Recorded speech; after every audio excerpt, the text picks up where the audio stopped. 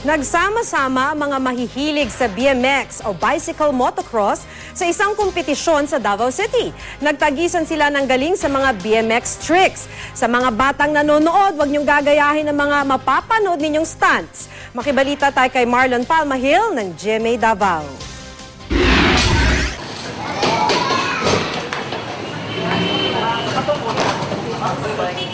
Nasa 80 bikers ang nagtipon-tipon sa Davao City para sa first leg ng BMX Street Flat Aggressive Inline Competition.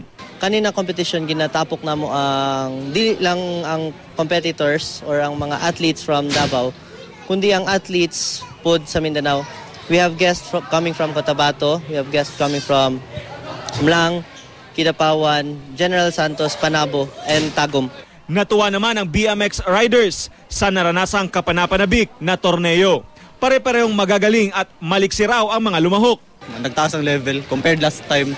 Kaya makita na mong ang scene kay nagadako, mas daghan nagabike, and then ilang skills po nagataas dahil sa mga competitions.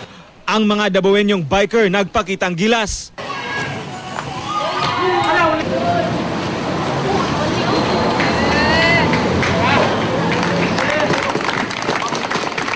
Napawaw naman ang mga nanood.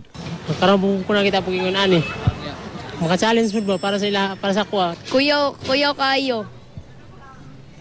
Hadlock gamay, masig madagma sila.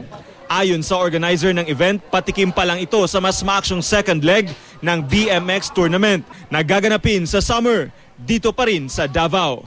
Marlon Pamahil, Nagbabalita, Pilipinas.